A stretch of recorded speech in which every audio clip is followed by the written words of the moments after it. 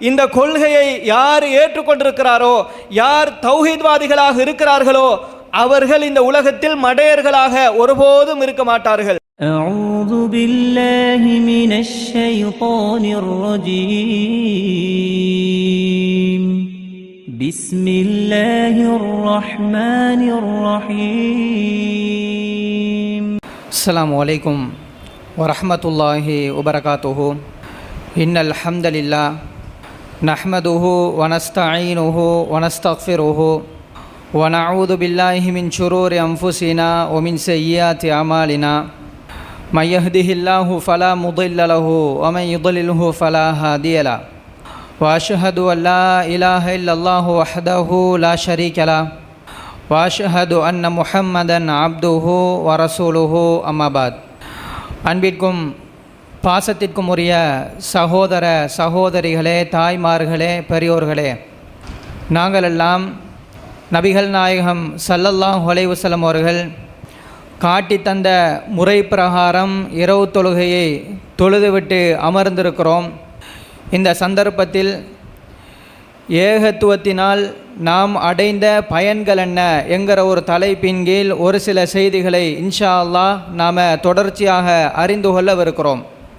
இந்த உலகத்தில் இஸ்லாமிய மார்க்கத்தை விடுத்து ஏராளமான கொள்கைகள், சித்தாந்தங்கள், மதங்கள் எல்லாம் இருக்கிறது. அந்த மதத்தில் இருக்கக்கூடிய இறை வழிபாட்டு கொள்கையை பொறுத்த வரைக்கும் அதில் ஏராளமான குளறுபடிகள், மக்களை ஏமாற்றக்கூடிய வழிகளெல்லாம் சர்வ சாதாரணமாக திறந்திருக்கக்கூடிய நிலைகளை நாம் அவதானிக்கலாம். இந்த உலகத்தில் அல்லாஹை மட்டும்தான் வணங்க வேண்டும், அல்லாஹை தவிர யாரையும் வணங்கி வழிபடக்கூடாது என்கிற இந்த இஸ்லாமிய கொள்கையை பொறுத்த வரைக்கும் இந்த கொள்கையை ஏற்றுக்கொண்டால் மட்டும்தான் நாளை மறுமை நாளையில் சொர்க்கம் போகலாம்.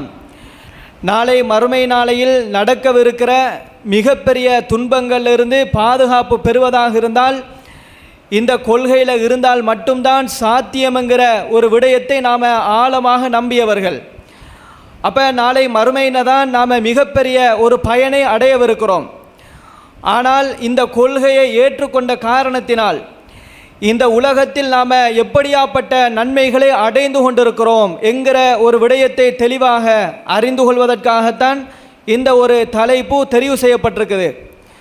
பாருங்க, இன்றைக்கு மாற்று மதத்தில் இருக்கக்கூடிய எத்தனையோ சகோதர சகோதரிகள் அவர்களினுடைய கொள்கைகளை பின்பற்றுகிற காரணத்தினால், இந்த ஏக இறைவனை மட்டும் ஏற்றுக்கொள்ளாத காரணத்தினால் அவர்கள் எவ்வளவு பெரிய தீமைகளையும் அநியாயங்களையும் சந்தித்து கொண்டிருக்கிறார்கள் தெரியுமா?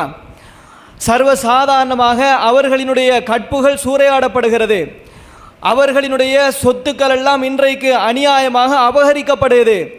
காரணம் என்னென்றால் அவர்களினுடைய கொள்கைகளை குறித்து, அவர்களினுடைய கடவுள் கொள்கையை சொல்லி, நீங்கள் உங்களினுடைய மதத்தில் இருப்பதாக இருந்தால் நீங்கள் நாளை மறுமை நாளையில் பரலோக ராஜ்யத்தில் இறைவனுடைய அன்பை பெறுவதாக இருந்தால் இந்த உலகத்தில் நீங்கள் இன்னென்ன மாதிரி தான் இருக்கணும் என்று அந்த கொள்கையில் இருக்கக்கூடிய பாதிரிமார்கள், அந்த கொள்கையை பிரச்சாரம் செய்யக்கூடியவர்கள், அவர்கள் மூலமாக சர்வசாதாரணமாக ஏமாற்றப்படக்கூடிய நிலைகளை நாம் கண்கூடாக பார்க்கலாம். பாருங்க, ஓரிரு வருடங்களுக்கு முன்னால் இந்த சொல்வதெல்லாம் உண்மை என்கிற ஒரு நிகழ்ச்சி இருக்குது. அந்த நிகழ்ச்சி என்னென்னு கேட்டால், யார் கணவன் மனைவிக்கு மத்தியில் சண்டை வந்தாலும் அவங்கள கூப்பிட்டு அவங்கள பேட்டி கண்டு அவங்களுக்குள்ளே இருக்கக்கூடிய பிரச்சனைகளை எல்லாம் ஊரறிய நார வைக்கிற வேலையை அந்த சேனல் செய்வாங்க. அப்போ ஒரு கட்டத்தில் அன்னபூரணி என்கிற ஒரு பெண்மணியை கூட்டிகிட்டு வர்றாங்க. என்ன கேஸுக்காக வேண்டி கூட்டி வர்றாங்கன்னா, அவள் இன்னொருத்தருடைய கணவன் மீது ஆசைப்பட்டார், கணவனோடு கள்ள தொடர்பு அப்படிங்கிற ஒரு கேஸுக்காக வேண்டி கூட்டி வரப்பட்டு அதில் விசாரணை செய்யப்படுது. அப்போ அதிலேயே லக்ஷ்மி ராமகிருஷ்ணன் அவங்க என்ன சொல்லுவாங்கன்னா, நீங்கள் இந்த மாதிரியெல்லாம் செய்யலாமா, அடுத்தவருடைய புருஷனுக்கு நீங்கள் எப்படி ஆசைப்படலாம், அப்படியெல்லாம் நிறைய திட்டி தீப்பாங்க. ஆனால் என்ன சம்பவம் தெரியுமா? அந்த பெண்மணியே ஒரு சில வருடங்கள் கழித்து இந்தியாவில் தமிழ்நாட்டில் சேலம்ங்கிற பகுதியில் சொல்கிறா, எனக்கு கடவுளுடைய நெருக்கம் ஏற்பட்டு விட்டது, எனக்கும் கடவுளுடைய பவர் கிடைத்து விட்டது, வாருங்கள் என்று அத்தனை பேரையும் அழைத்து ஆசி வழங்குவதாக சொல்லுகிறாரு. அப்ப யாரும் யாரையும் தான் ஒரு கடவுள் என்று சொல்லலாமா இல்லையா? அப்படி சொல்லலாம், பிரச்சனை இல்லை. ஆனால் இருக்கிற மக்கள் எந்த அளவுக்கு உஜாரா இருக்கணும். இவ ஆல்ரெடி நல்ல வாழ்க்கையில கூட இருக்கல்ல, நாரி போன ஒரு ஆள். அதே நேரத்தில் இந்த மாதிரியான ஒரு கேரக்டர் உள்ளால் எப்படி கடவுளாக ஆக முடியும் என்று சிந்திப்பதற்கு மாற்றமாக அந்த சமுதாயத்தில் இருக்கக்கூடிய கணிசமான மக்கள் என்ன பண்றாங்கன்னா, ஆமா இவங்க சொல்றது சரியாத்தான் இருக்கும், கரெக்டா தான் இருக்கும் அப்படிங்கிறத நம்பி அவைக்கு பால் ஊத்துறது என்ன, அவைய பெரிய ஒரு சாமிங்கிற லெவல்ல வச்சு பார்த்த சம்பவம் எல்லாம் இருக்குது. அப்ப நாம் என்ன சொல்லுவோம் என்று கேட்டால், இந்த கொள்கையை யார் ஏற்றுக்கொண்டிருக்கிறாரோ, யார் தௌஹீத்வாதிகளாக இருக்கிறார்களோ அவர்கள் இந்த உலகத்தில் மடையர்களாக ஒருபோதும் இருக்க மாட்டார்கள், ஒருபோதும் ஏமாறக்கூடியவர்களாக இருக்க மாட்டார்கள். இஸ்லாமிய மார்க்கத்தை பொறுத்த வரைக்கும் ஏமாற்றக்கூடிய மனிதர்கள் ஏமாறக்கூடிய எல்லா வகையான வழிகளையும் இழுத்து மூடி இருக்குது. இன்னைக்கு நீங்க சர்வசாதாரணமாக பாருங்க, இன்றைக்கு ஒரு மனுஷனை நிர்வாணமாக வச்சு அவனையே வணங்கக்கூடிய ஒரு நிலை இருக்குது. அப்ப இதுக்கெல்லாம் என்ன பேசிக் கேட்டால், இவரெல்லாம் அல்லாஹ்வினுடைய அன்பை பெற்றவர்கள், கடவுளுடைய திருப்பொருத்தத்தை பெற்றவர்கள், இவர்களெல்லாம் கடவுளுக்கு நெருக்கமானவர்கள் என்று குருட்டுத்தனமாக நம்புகிற காரணத்தினால் மனிதர்கள் இன்றைக்கு கற்பை இழக்கிறார்கள், மானத்தை இழக்கிறார்கள், அவர்களினுடைய அறிவை அடகு வைக்கக்கூடிய நிலைகளை நாம் அவதானிக்கலாம். அப்ப இஸ்லாமிய மார்க்கம் மட்டும்தான் இந்த உலகத்தில் ஏமாற்றுவதற்கான எல்லா வழிகளையும் இழுத்து மூடி இருக்குது. அப்ப ஏமாற்றத்துக்கான அடிப்படையான வழி என்ன தெரியுமா? ஒருத்தரை நாம அவுலியான்னு சொல்றது. ஒருத்தரை பார்த்துட்டு ஆமா இவர் நிறைய பக்தியா இருக்கிறாரு, இவர் நிறைய தொழுகிறாரு, நிறைய கடவுளுக்கு விருப்பமான அமல்களை எல்லாம் செய்கிறார், ஆகவே இவர் இறைவனுடைய நேசராகத்தான் இருக்க முடியும் என்று குருட்டுத்தனமாக நம்பியதன் வெளிப்பாடு இன்றைக்கு இலங்கை அல்ல, உலகத்தில் இருக்கக்கூடிய பல இடங்களிலும் அவர்களுக்கான தர்காக்கள் கட்டப்பட்டு அதில் சமாதிகள் கட்டப்பட்டு அவர்களுக்கு வணக்க வழிபாடுகள் செய்யப்படக்கூடிய ஒரு மிகப்பெரிய ஒரு பாதகமான ஒரு காட்சியை நாம் கண்டு வருகிறோம். அப்ப இஸ்லாம் அடிப்படையாக என்ன சொல்லுதுன்னு கேட்டால், உங்களுக்கு ஒத்தரை நல்லடியார் என்று சொல்லணுமா? சொல்லலாம். யாரை சொல்லலாம் தெரியுமா? குர்ஆன் ஹதீஸ் மூலமாக இன்னார் நல்லடியார்கள் என்று ரசூலுல்லாஹ் உறுதிப்படுத்தி இருக்கணும். அல்லது அல்லாஹ் ரப்பல் ஆலமீன் திருக்குர்ஆன் வழியாக இன்னவர்களெல்லாம் இறைவனுடைய மகான்கள், இவர்களெல்லாம் இறைவனுடைய நேசர்கள் என்று எங்கெல்லாம் எங்களுக்கு ஆதாரம் கிடைக்குதோ அவங்களை எங்களுக்கு தாராளமாக நல்லடியார்கள் என்று சொல்லலாம். இப்ராஹிம் அலைஹிஸ்ஸலாம், ஈசா அலைஹிஸ்ஸலாம் போன்ற எத்தனையோ நபிமார்கள் இருக்கிறார்கள், இவர்களெல்லாம் இறைவனுடைய நேசர்கள் தான் அடித்து சொல்லலாம். அதே போல ரசூலுல்லாஹ் சொன்னாங்க, அதாவது அபூபக்கர், உமர், உஸ்மான், அலி அப்படி என்று ஒரு 10 நபித்தோழர்கள், சொர்க்கத்திற்கு நன்மாராயம் கூறப்பட்ட 10 நபித்தோழர்கள், அவங்களை எங்களுக்கு நல்லடியார்கள் என்று சொல்லலாமா என்று கேட்டால் தாராளமாக சொல்லலாம். அதே போல இந்த மாதிரி நீங்கள் குர்ஆன் ஹதீஸ்ல யாரையெல்லாம் நல்லடியார்கள் என்று சொல்வதற்கு எங்களுக்கு ஆதாரம் கிடைக்குதோ அவங்களை சொல்லலாம். அதை விடுத்து நாம எங்கட இஷ்டத்துக்கு ஏற்ற மாதிரி எங்கட கெசிங்கப்பட்ட மாதிரி ஒத்தரை நாம நல்லடியார் என்று சொல்லலாமா என்று கேட்டால் இஸ்லாமிய மார்க்கம் மிகப்பெரிய அளவில் கண்டிக்கக்கூடிய பல செய்திகளை நாம பார்க்கலாம். புகாரியில் 2662வது இலக்கத்தில் பதிவு செய்யப்பட்டிருக்கக்கூடிய ஒரு நபிமொழி என்ன செய்தி என்று கேட்டால், ஒரு மனிதர் அல்லாஹ்வின் தூதர் ஸல்லல்லாஹு அலைஹி வஸல்லம் அவர்களுக்கு முன்னிலையில் இன்னொரு மனிதரை குறித்து நிறைய புகழ்ந்து பேசிக் கொண்டிருக்கிறார். எந்த அளவுக்கு பேசுகிறார் தெரியுமா?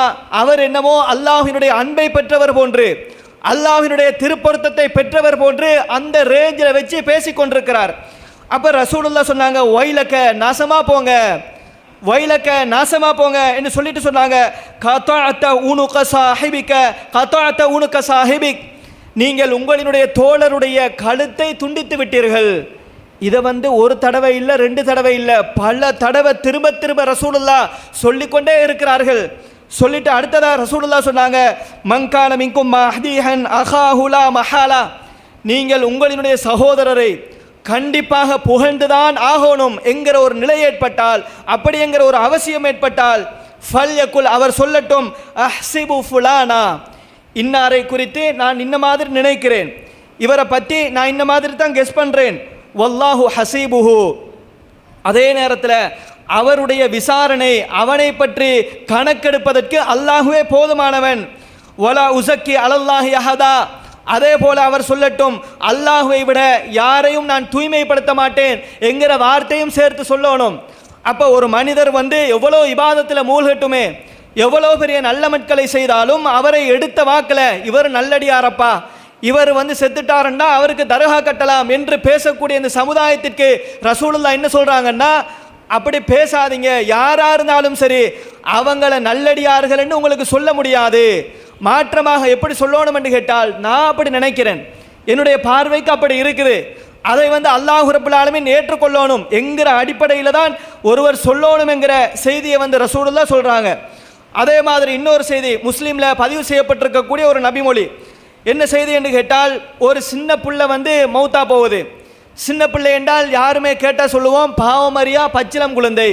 அப்போ மறுமையில் நரகம் போகிறதா இருந்தால் பாவம் செய்திருக்கணும் இப்படிங்கிற விஷயத்தை வந்து நம்ம விளங்கி வச்சிருக்கிறோம்.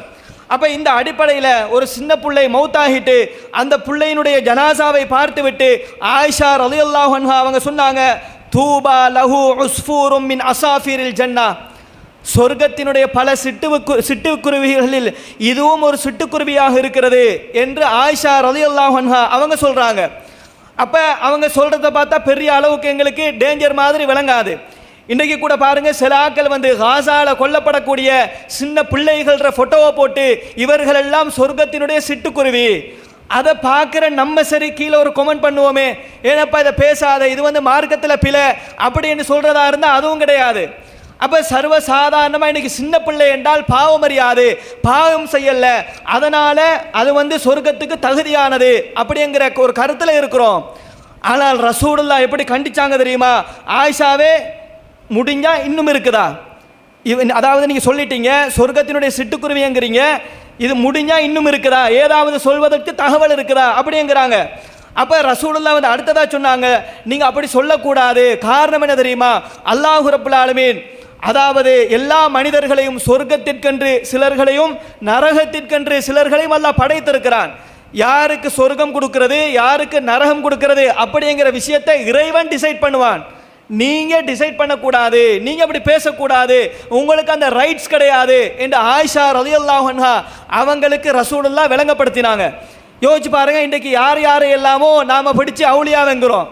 இன்னைக்கு சர்வ சாதாரணமாக சுருட்டடிச்சு திரிகிறான், பெரிய தாடி வச்சிருக்கிறான், அவனே இன்றைக்கு என்ன ஸ்டேட்மெண்ட் கொடுக்குறான்டா, எல்லாரும் கடவுளப்பா, இந்த நாயும் கடவுள், பண்டியும் கடவுள், நானும் கடவுள், நீயும் கடவுள், இதை நம்பிட்டு ஒரு கூட்டம் தெரியுது. அப்போ யோசிச்சு பாருங்க, இந்த தௌஹீத்வாதிகளுக்கு எங்களுக்கு எவ்வளோ பெரிய நன்மை. நம்ம யாரும் யாரையும் பார்த்து ஏமாற மாட்டோம். நாம இதுக்காக வேண்டி இந்த கடவுள் கொள்கையை ஏற்றுக்கொண்ட காரணத்தினால் எந்த ஒரு கட்டத்திலும் நாம எங்களோட பணத்தை இழந்தது கிடையாது, எங்களுடைய தன்மானத்தை நாம இழந்தது கிடையாது, அவர்களினுடைய காலுக்கு கீழ் நாம மண்டியிட்டது என்றைக்கும் நாம கிடையாது. இந்த அளவுக்கு நாம தன்மானத்தோடு வாழுகிறோம் என்றால் இந்த இஸ்லாமிய மார்க்கம் போதித்த இந்த கொள்கை தான் காரணம் என்பதை நாம ஆழமாக அறிந்து கொள்ளணும். அதே போல இன்னொரு செய்தியை பாருங்க, உம்முல் அலா என்கிற ஒரு பெண்மணி அவங்க சொல்றாங்க, அல்லாஹ்வின் தூதர் ஸல்லல்லாஹு அலைஹி வஸல்லம் அவர்கள் மக்காலிருந்து நபித்தோழர்களோடு வர்றாங்க. அப்போ நபித்தோழர்களோடு வந்தால் அந்த நபித்தோழர்களை யாருடைய வீட்டில் தங்க வைக்கிறது என்கிற ஒரு விஷயத்தை வந்து ரசூலுல்லாஹ் டிசைட் பண்ணுறதுக்கு ஒவ்வொருத்தருடைய பேரா சொல்லி நீங்கள் அவங்களோட வீட்டுக்கு போங்க, நீங்கள் அவங்களோட வீட்டுக்கு போங்க அப்படின்னு ரசூலுல்லாஹ் சொல்ல மாட்டாங்க. காரணம் என்னென்னா, நாளைக்கு பார்த்தீங்களா ரசூலுல்லாஹ்க்கு வேண்டப்பட்டாக்களை நல்ல பணக்காராக்கிட்ட விட்டு அனுப்பிட்டாங்க, ரசூலுல்லாஹ் கொஞ்சம் பேரோட கோபம் அதனால இவங்கள்ட்ட அனுப்பிட்டாங்க அப்படிங்கிற சாயல் கூட வரக்கூடாது, அப்படி யாரும் சொல்லிவிடக் கூடாது என்பதற்கு ரசூலுல்லாஹ் என்ன செய்வாங்கன்னா சீட்டு குலுக்கி போடுவாங்க, யாருடைய வீட்டில் வைத்து தங்குறது அப்படிங்கிறத விஷயத்தை முடிவு செய்யறதுக்கு ரசூலுல்லாஹ் வந்து சீட்டு குலுக்கி போடுவாங்க. அந்த அடிப்படையில் உஸ்மான் பின் மல்ஊன் ரலியல்லாஹு அன்ஹு அவங்க வந்து உம்முல் அலா என்கிற பெண்மணியிட வீட்டில் தங்குறது என்று முடிவாது. அப்போ இந்த உம்முல் அலா என்கிற பெண்மணி சொல்கிறாங்க, உஸ்மான் பின் மல்ஊன் ரலியல்லாஹு அன்ஹு அவர்கள் ஒரு கட்டத்தில் நோயுற்று மரணித்து போனார்கள். அப்போ மௌத்தா போன ஜனாசாவை பார்ப்பதற்காக வேண்டி நபிகள் நாயகம் ஸல்லல்லாஹு அலைஹி வஸல்லம் அவங்க அந்த சபைக்கு வர்றாங்க. ரசூலுல்லாஹ்க்கு முன்னால உம்முல் அலா என்கிற பெண்மணி சொன்னாங்க, ரஹ்மத்துல்லாஹி அலைக அபு சாயிப், அபு சாயிப் அவர்களே உங்களுக்கு அல்லாஹ்வினுடைய அருள் உண்டாவதாக, உங்களுக்கு அல்லாஹ்வினுடைய அருள் உண்டாவதாக சொல்லிட்டு அடுத்ததா சொல்றாங்க, ஃபஷஹாததி அலைக லகத் அக்ரமக்கல்லாஹ், நான் உறுதியாக சொல்லுகிறேன் அல்லாஹ் ரப்பல் ஆலமீன் உங்களை கண்ணியப்படுத்தி விட்டான், உங்களை மகத்துவப்படுத்தி விட்டான் அப்படி என்று உம்முல் அலா என்கிற பெண்மணி சொல்றாங்க. யோசிச்சு பாருங்க, அவங்க நேரடியாக பார்த்துருக்கிறாங்க எந்த அளவுக்கு ஜெனுவினா, எந்த அளவுக்கு பண்பாடா நடக்க முடியுமோ அந்த அளவுக்கு உஸ்மான் பின் மலூன் அவர்கள் நடந்திருக்கிறார்கள். அப்ப அவ்வளவு ஜெனுவீனான, அவ்வளவு நல்ல ஒரு மனிதராக இருந்த உஸ்மான் பின் மலூன் அவர்களை பார்த்து உங்களை அல்லாஹ் கண்ணியப்படுத்திட்டான், அதற்கு நான் சாட்சி அப்படிங்கிறாங்க. அப்ப ரசூலுல்லாஹ் என்ன, ஆமா நீங்க சொல்றது கரெக்ட் தான் என்று ரசூலுல்லாஹ் தலையாட்டல்ல. ரசூலுல்லாஹ் கேட்டாங்க, ஏமா ஒமா யுத்ரீகி அன்னல்லாஹ கத் அக்ரமஹு, அல்லாஹ் ரப்பல் ஆலமீன் இந்த உஸ்மான் பின் மலூன் அவர்களை அல்லாஹ் கண்ணியப்படுத்திட்டான்னு உங்களுக்கு யார் சொன்னா? உங்களுக்கு என்ன வஹி வந்துச்சா, அல்லது யாராவது உங்களுக்கு தகவல் சொன்னாங்களா? நீங்க என்ன அடிப்படையில் சொல்லுவீங்க என்று ரசூலுல்லாஹ் வந்து கண்டிக்கிறாங்க. உம்முல் அலா என்கிற பெண்மணி சொல்றாங்க, பி அபி அந்த யா ரசூலல்லாஹ் ஃபமை யுக்ரிமுஹுல்லாஹ், அல்லாஹ் இவரை கண்ணியப்படுத்தலேண்டா வேற யாரத்தான் அல்லாஹ் கண்ணியப்படுத்துவான்? இந்த உலகத்தில் அவ்வளவு சிறப்பாக வாழ்ந்துவிட்டு மௌத்தா போன இந்த மனிதரை அல்லாஹ் ரப்பல் ஆலமீன் கண்ணியப்படுத்தலை என்றால் வேற யாரைத்தான் அல்லாஹ் கண்ணியப்படுத்துவான் அப்படிங்கிறாங்க. அதற்கு ரசூலுல்லாஹ் சொன்னாங்க, அமா ஹுவ ஃபகத் ஜாஅஹுல் யகீன், இவருக்கு மரணம் வந்திருக்கிறது. வல்லாஹி இன்னி லஅர்ஜு லஹுல் கைர், நான் வந்து அல்லாஹ்வின் தூதராக இருக்கிறேன், அல்லாஹ் மீது ஆணையாக இவருக்கு நலவு நடக்கணும் என்று நான் ஆதரவு வைக்கிறேன். இவருக்கு மன்னரை வாழ்க்கை, மறுமை வாழ்க்கை எல்லாம் நல்ல ஒரு வாழ்க்கையாக அமையணும் என்று நான் ஆசைப்படுகிறேன். வல்லாஹி மா அத்ரி, அல்லாஹ் மீது ஆணையாக எனக்கு தெரியாது. வ அன ரசூலுல்லாஹ் மா யுஃஅலு பி, நானே அல்லாஹ்வின் தூதராக இருக்கிறேன், எனக்கு நாளை மறுமை நாளில் என்ன மாதிரியான நிலைங்கிற விஷயம் எனக்கு தெரியாது. அப்படி இருக்கிற பொழுது இவர் ஒரு சாதாரண ஒரு நபித்தோழராக இருக்கிறார், இவரை குறித்து நீங்கள் எப்படி அல்லாஹ் கண்ணியப்படுத்தி விட்டான், இவருக்கு அல்லாஹ் சொர்க்கத்தை வழங்கி விட்டான் என்கிற கருத்துப்பட நீங்கள் எப்படி பேசலாம் என்று ரசூலுல்லாஹ் கண்டிச்சாங்க என்கிற ஒரு செய்தியை பார்க்கலாம். அப்ப யோசிச்சு பாருங்க, இஸ்லாம் என்கிறது அந்த அளவுக்கு ஏமாற்றத்துக்கான முதலாவது படித்தரம் என்னது? இவர் வந்து கடவுளுக்கு நெருக்கமானவர், இவர் வந்து கடவுளுடைய அன்பை பெற்றவர். அப்ப இவர் சொன்னா சரியாத்தான் இருக்கும், இவர் துவா செஞ்சா உடனடியாக ஏற்றுக்கொள்ளப்படும் என்கிற ஒரு நம்பிக்கை தான் இன்றைக்கு மனிதர்கள் தங்களினுடைய கற்புகளை இழப்பதற்கு, தங்களினுடைய மானத்தை இழப்பதற்கு, பொருளாதாரத்தை இழப்பதற்கு அடிப்படையாக இருக்கக்கூடிய ஒரு காட்சிகளை நாங்கள் பார்க்கலாம். அப்ப இஸ்லாம் தான் ஃபர்ஸ்ட்டுக்கு எல்லாத்தையும் என்ன செய்யுதுன்னு கேட்டால், இல்லப்பா அப்படி இல்லை, யாரும் யாரையும் கடவுள் என்று, யாரும் யாரையும் இறைவனுடைய நேசர் என்று முடிவு செய்கிறதா இருந்தா குர்ஆன் மூலமா ஹதீஸ் மூலமா சொல்லப்பட்டா ஓகே. அதை விட்டுட்டு இல்லை இவங்களை பார்த்தோம் இவர் பெரிய தாடி வச்சிருக்கிறாரு, இவர் நிறைய தொழுகிறாரு என்பதற்காக வேண்டி யாரும் யாரையும் டிசைட் பண்ணிடக்கூடாது என்கிற ஒரு விஷயத்தை வந்து ரசூலுல்லாஹ் தெள்ள தெளிவாக சொல்லியிருக்கிறார்கள். அதே மாதிரி முஸ்லீம்ல பதிவு செய்யப்பட்டிருக்கக்கூடிய இன்னொரு செய்தியை பாருங்க. என்ன செய்தி என்று கேட்டால், அதாவது ஹைபர் போர்க்களத்தில் ஒரு நபித்தோழர் என்ன செய்கிறார் என்று கேட்டால், பெரிய அளவுக்கு சண்டை போட்டு கொண்டிருக்கிறார். அந்த மனிதரை குறித்து அவர் வந்து ஒரு கட்டத்தில் ஷஹீதா போறாரு. அப்ப நபித்தோழர்கள் எல்லாம் என்ன சொன்னாங்கன்னு கேட்டால், இந்த மனிதர் வந்து ஃபுலானுன் ஷஹீதுன், இவர் வந்து உயிர் தியாகி, இவர் வந்து ஷஹீதுங்கிற அந்தஸ்தை பெற்றுவிட்டார் என்று வந்து அந்த நபித்தோழரை குறித்து ஏனைய சஹாபாக்கள் எல்லாம் சொல்கிறார்கள். அப்ப ரசூலுல்லாஹ் வந்து அந்த நேரத்தில் என்ன சொன்னாங்க தெரியுமா? கல்லா, அப்படி கிடையாது. இன்னி ரஅய்துஹு ஃபின்னாரி ஃபீ புர்தத்தின் கல்லஹா, அதாவது கனிமத் பொருளாக கிடைக்கப்பட்ட எந்த ஒரு பொருளையும் நபிகள் நாயகம் ஸல்லல்லாஹு அலைஹி வஸல்லம் அவங்கள்ட்ட கொண்டு போய் கொடுத்து அவங்க வந்து இந்த பொருள் இன்னா இருக்கு, இது வந்து இன்னா இருக்கு என்று ரசூலுல்லாஹ் தான் வந்து பிரிப்பாங்க, பங்கு வைப்பாங்க. ஆனால் பங்கு வைக்கப்படுவதற்கு முன்னால் இவர் கோடு போடப்பட்ட ஒரு ஆடையை திருடியதன் காரணமாக, அபகரித்ததன் காரணமாக இவர் நரகத்தில் இருப்பதை நான் பார்த்தேன் என்று ரசூலுல்லாஹ் சொல்றாங்க. அப்ப ஒரு போர்க்களம் என்கிறது சர்வசாதாரணமான ஒரு விஷயம் கிடையாது. அதுல வந்து அல்லாஹ்வுக்காக வேண்டி போர் செய்வதற்காக வேண்டி போன மனிதர் ஏதோ வந்து ஒரு கட்டத்தில் வந்து ஒரு ஆடையை பார்த்து ஆசைப்பட்டுட்டு அதை வந்து எடுக்கிறாரு. எடுத்ததன் காரணமா எல்லா சஹாபாக்கள் பார்வைக்கும் என்ன விளங்குது? இவர் வந்து நல்லடியார், இவர் வந்து அல்லாஹ்வினுடைய அன்பை பெற்றவர், அல்லாஹ்வினுடைய அதாவது உயிர் தியாகி என்கிற ஒரு அந்தஸ்தை பெற்றுவிட்டார் என்று எல்லா சஹாபாக்களும் யோசிக்கிற நேரத்தில் ரசூலுல்லாஹ் மறுதளிக்கிறாங்க. அப்படி கிடையாது. இவர் யாருன்னு கேட்டால், இவர் வந்து ஒரு புடவையை வந்து திருடி விட்டார், அதனால் இவர் நரகத்தில் கிடக்கிறார் என்று ரசூலுல்லாஹ் சொன்னாங்க என்கிற ஒரு செய்தியை பார்க்கலாம். அப்ப யோசிச்சு பாருங்க, இந்த உலகத்தில் எவ்வளவு ஒரு அற்புதமான ஒரு அழகான ஒரு சித்தாந்தத்தை, ஒரு கொள்கையை இஸ்லாமிய மார்க்கம் வழங்குது. அல்லாஹ்வை மட்டும் வணங்க வேண்டும், அல்லாஹ்வை தவிர யாரையும் வணங்கக்கூடாது என்றால் அதற்குள் உள்ளடங்கி இருக்கக்கூடிய விஷயம் என்னென்று கேட்டால், அதாவது இந்த உலகத்தில் ஒரு மனிதர் இன்னொரு மனிதரை இறைநேசராக சொல்வதாக இருந்தால் அதற்கு எங்களுக்கு தகுந்த ஆதாரம் தேவை. ஆதாரம் இல்லாம கண்ட ஆக்களை எல்லாம் சொல்வதற்கு இஸ்லாமிய மார்க்கம் பெரிய அளவுக்கு எங்களை கண்டிக்கக்கூடிய பல செய்திகளை நாம பார்க்கலாம். அதே மாதிரி இன்னொரு செய்தியை பாருங்க. என்ன செய்தி என்று கேட்டால், இது புகாரியில 2098வது இலக்கத்தில் பதிவு செய்யப்பட்டிருக்கக்கூடிய ஒரு நபிமொழி. என்ன செய்தி? ஒரு போர்க்களத்தில் நபிகள் நாயகம் ஸல்லல்லாஹு அலைஹி வஸல்லம் அவங்க பங்கேற்று இருக்கிறாங்க. ஏனே நபித்தோழர்கள் எல்லாம் இருக்கிறாங்க. போர் ஒரு அளவுக்கு தனிந்த நேரத்தில் ரசூலுல்லாஹ் அவங்களோட கூடாரத்திற்கு, அதே போல காபிர்கள் அவங்களோட கூடாரத்திற்கு போறாங்க. அந்த நேரம் பார்த்து ஒரு நபித்தோழர் என்ன செய்கிறார் என்று கேட்டால், போர்ல இருந்து ஒதுங்கியவர்கள், கொஞ்சம் டயர்டண்டு கீழே குந்தியவர்கள் யாரையும் பார்க்காம இவர் எல்லா மனிதர்களையும் வெட்டி கொண்டே இருக்கிறார். அப்ப அந்த நேரத்தில் சில நபித்தோழர்கள் சொல்கிறார்கள், மா அஜ்ஸஅ மின்னல் யௌம் அஹதுன் கமா அஜ்ஸஅ ஃபுலான். இன்ன மனிதர் இன்றைக்கு செய்த தியாகத்தை போன்று, செய்த போரை போன்று எங்களில் யாருமே செய்யல.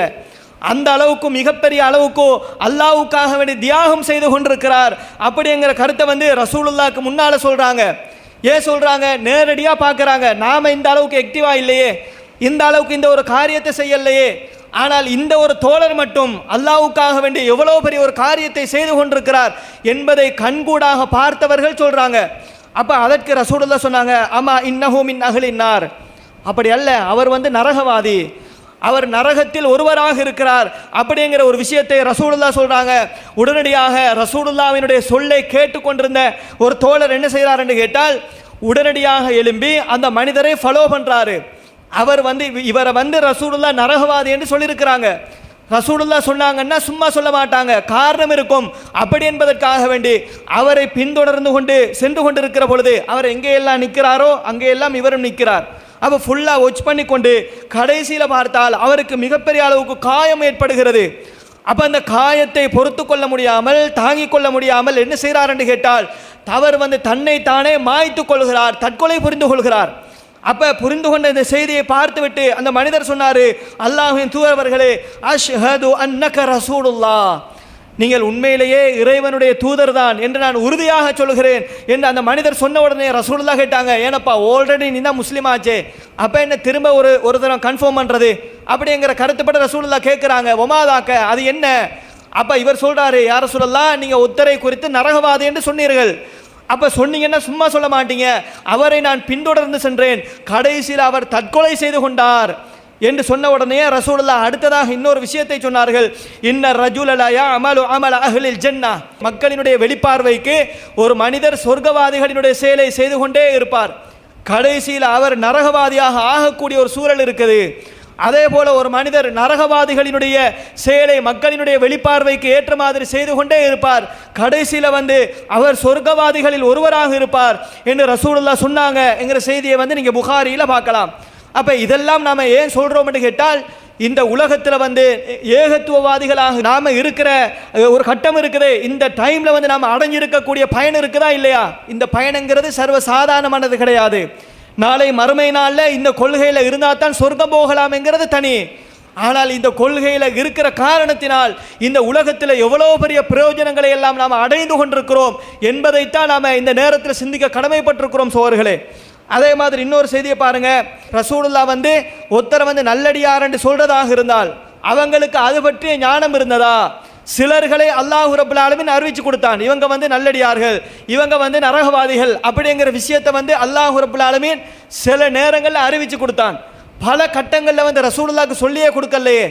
அதனால ரசூலுல்லாஹ் கடைசி வரைக்கும் இவர்கள் நல்லவர்களா கெட்டவர்களா என்கிற விஷயத்தை தீர்மானிக்கிற விஷயத்தில் ரசூலுல்லாஹ்க்கு சரியான ஒரு புரிதல் இல்லாமல் இருந்தது என்கிற ஒரு விடயத்தை ஹதீஸல் மூலமாக நாம் பார்க்கலாம்.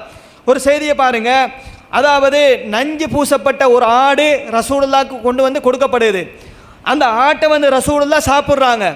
அப்போ சாப்பிட்டால் அந்த ஆட்டினுடைய விஷம் ரசூலுல்லாவை பாதித்தது. எந்த அளவுக்கு பாதித்தது அப்படின்னு கேட்டால், அனஸ் இப்னு மாலிக் ரலியல்லாஹு அன்ஹு அவர்கள் சொல்கிறார்கள், ஃபமா ஸில்து அரிஃபுஹா ஃபீ லஹவாத்தி ரசூலில்லாஹி ஸல்லல்லாஹு அலைஹி வஸல்லம், அல்லாஹ்வின் தூதரவர்கள் நஞ்சு பூசப்பட்ட ஆட்டை சாப்பிட்டார்களே, அதனுடைய பாதிப்பு ரசூலுல்லாஹ் மௌத்தா போகிற வரைக்கும் அவர்களினுடைய தொண்டையினுடைய சதையில் இருந்ததை நான் கண்கூடாக பார்த்திருக்கிறேன். அப்போ ரசூலுல்லாஹ்க்கு ஒருத்தர் நல்லவர், அதாவது யூத பெண்மணி வர்றாங்க, அவங்க நல்லவர் தான் என்று ரசூலுல்லாஹ்க்கு டிசைட் பண்ணக்கூடிய அந்த ஒரு நாலேஜ் கொடுக்கப்பட்டிருந்தால், அல்லது இவர் வந்து எடுத்த எடுப்பில் இவர் கெட்டவர் தான் என்பதை டிசைட் பண்ணுறதுக்குரிய ஒரு அறிவை அல்லாஹ் கொடுத்திருந்தா என்ன செஞ்சிருப்பாங்க? ஆமாம், நீங்கள் எதுக்கு வாரீங்க, என்ன விஷயத்துக்காக வேண்டி வந்திருக்கிறீங்க அப்படிங்கிறது ஆரம்பத்திலே சொல்லி அவங்களை அனுப்பியிருப்பாங்க. அப்போ ரசூலுல்லாஹ் அந்த நஞ்சு பூசப்பட்ட ஆட்டை சாப்பிடுகிற வரைக்கும் அவர் நல்லவரா கெட்டவரா என்கிற விஷயத்தை வந்து டிசைட் பண்ண முடியாமல் இருந்தாங்களே. அப்போ நாம் என்ன கேட்குறோம்னு கேட்டால், இன்றைக்கு இந்த சமுதாய மக்கள் சர்வசாதாரணமாக ஒரு பாபா வந்துட்டார் 2 பாட்டை படிச்சுட்டாருன்னு சொன்னால், ஆமாம் இவர் வந்து பெரிய ஆவுலியா, பெரிய மகானு, இவருக்கு அவ்வளோ பெரிய ஆற்றல் இருக்கிறது, அவ்வளோ பெரிய தரஜா இருக்கிறது அப்படின்னு சொல்லி அவங்களோட காலில் விழுறது என்ன, அதுக்காக வேண்டி அவங்களோட மானத்தை இழக்கிறது என்ன? இப்படியான ஒரு கொடுங்கோல்மையான அந்த ஒரு நிலையில இருந்து அல்லாஹ் ரப்புல் ஆலமீன் என்னையும் உங்களையும் காப்பாற்றியிருக்கிறான் என்றால் அதற்காக வேண்டி இறைவனுக்கு நாம பெரிய அளவுக்கு நன்றி செலுத்த கடமைப்பட்டிருக்கிறோம் சோர்களே. இறுதியாக ஒரே ஒரு செய்தியை பாருங்க. அதாவது ரசூலுல்லாஹ் வந்து சில ஆக்கள் நல்லாக்கள் என்று நம்பினாங்க. ஆனால் நம்முனத்துக்கு மாற்றமாக அவங்களோட கெஸிங்க்கு மாற்றமாக நடந்த எத்தனையோ சம்பவங்கள் இருக்குது. இறுதியாக ஒரே ஒரு செய்தி, என்ன செய்தி என்று கேட்டால், உக்குல் குலத்தை சேர்ந்த ஒரு 8 தோழர்கள் ரசூலுல்லாஹ்ட்ட வர்றாங்க, மதீனாக்கு வர்றாங்க. தாங்கள் முஸ்லிமாகி விட்டோம், இந்த மார்க்கத்தை ஏற்றுக்கொண்டு விட்டோம் என்று ரசூலுல்லாஹ்ட்ட சொல்கிறாங்க. சொன்னால் மதீனாவினுடைய கிளைமேட் வந்து அவங்களுக்கு ஒத்துக்கொள்ளலை. அப்போ சூழல் மாற்றம் காரணமாக அவர்களுக்கு நோய் ஏற்படுது.